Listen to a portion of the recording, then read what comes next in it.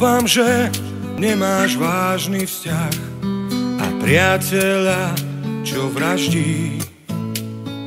Dúfam, že nie si z vesmíru na návšteve na pár dní.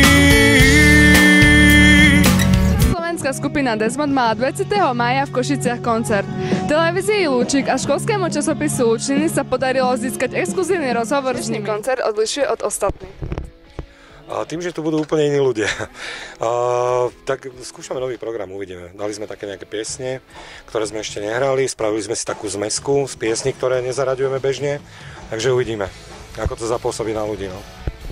Aké boli vaše hudobné začiatky? Bol rok 1996 a súťaž Marlboro Rock In ten prelomový vo vašej kariére? Myslím, že nie, lebo tam sme, ani neviem, ako sme tam dopadli, vôbec si to nepamätám už, bolo to veľmi dávno, ale môžem povedať, že bolo to veľké plus. Naučili sme sa fungovať s inými kapelami, prvýkrát sme okusili, čo je to porota, ktorá hodnotí vlastne kapelu a náš výkon, takže boli sme z toho tak trošku prekvapení, ale v pohode. Myslím, že nás to posunulo trošku. Ako ste sa vlastne dali dokopy ako skupina?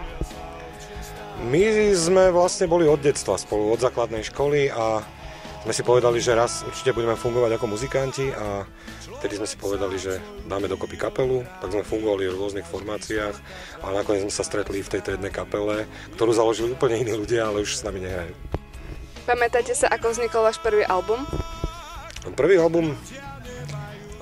No, pamätám sa, že to bol taký ťažký pôrod, pretože my sme sa preorientovávali z iného štýlu hudby na trošku takú jemnejšiu a bola tam veľká eufória. Bolo to úplne niečo iné, ešte vtedy sme nepoznali, ako sa nahráva, ako sa čo robí v štúdiu, tú prácu a boli sme z toho takí trošku vyvalení.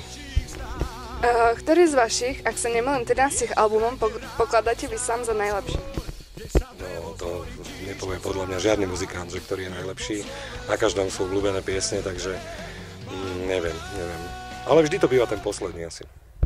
Aké to bolo vystupovať pred rockovou legendárnou skupinou Motorhead? Pamätáte si svoje pocity?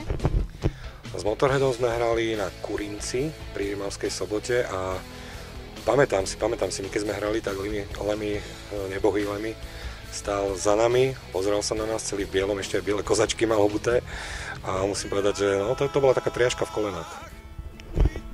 Máte so svojou kapelou obľúbenú pesničku, ktorú si vždy radi zahráte?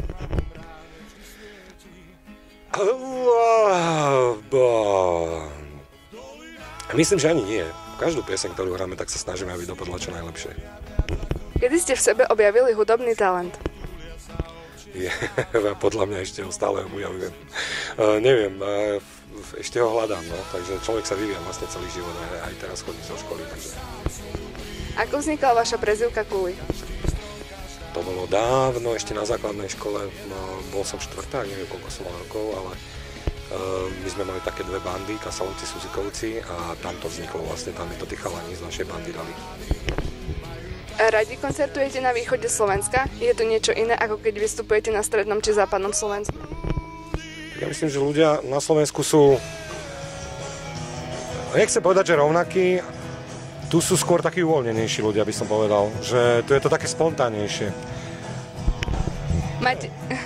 Máte nejaký sen, ktorý by ste si chceli so svojou skupinou splniť? Možno naspievať nejaké piesne s interpretmi zo zahraničia? No ja sa teraz už druhý rok alebo tretí snažím zaspievať si s pani Vierou Špinarovou, s českou speváčkou. Strašne sa mi páči jej hlas.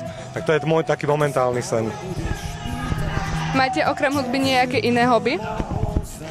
Motorka ma veľmi baví, takže keď si chcem vyvetrať hlavu a trošku sa uvoľniť, tak potom s motorkou. Mnohým utkvela v pamäti pieseň od Karola Duchoňa V dolinách. Vy ste ju prespievali a bolo to od vás krásne gesto. Čo vás k tomu viedlo? Ono to bolo na objednávku robené, pretože túto pieseň si objednala jedna televízia, ktorá mala jednu reality show. Tam sa to stalo vlastne takou neoficiálnou hymnou, by som povedal, a odvtedy sa to nejak s nami ťahalo, lebo sa to ľuďom páčilo a povedali, dajte to aj na album, my sme to dali a ľudia si to obľúbili a bolo to pekné a doteraz ju hrávame. Nedávno ste sa zúčastnili TV show Tvoja tvár z nepovedome. Ktoré vystúpenie vám najviac utkvelo v pamäti? tak samozrejme tam ich bolo viacej tých vystúpení. To sa nedá vypichnúť iba jedno. Neopakovateľný Andrej Bičan, Lukáš Adamec, ktorý nádherne spieval, Barbora Švidraňová, ale všetci boli dobrí, tam bola Helenka Krajčer. To sa nedá povedať, že ktoré bolo úplne také top naj, ale musím povedať, že boli to niekedy zimobriavky veľké. Na našej škole máme veľa hudobných talentov. Čo by ste im poradili? Tak teraz to vyznie ako také klišé, ale ja si myslím, že ísť si za svojím snom, robiť to, čo sa im páči, to, čo chcú robiť samozrejme, no a robiť preto všetko. To je najviac. Bolo by od nás trúfale, ak sme poprosili zaspievať čas pesničky na kameru? Áno, to by bolo veľmi trúfale, pretože tu hrá úplne iná kapela a figu by som z toho počul. Ďakujeme za rozhovor. Bude otvorená, príde k nám, nedokážeš povedať nie, príde k nám, aniel, ktorý vezme si nás, príde k nám. Pre televíziu Lúčik a školský časopis Lučniny Juliana Čarabová a Simona Kozáková.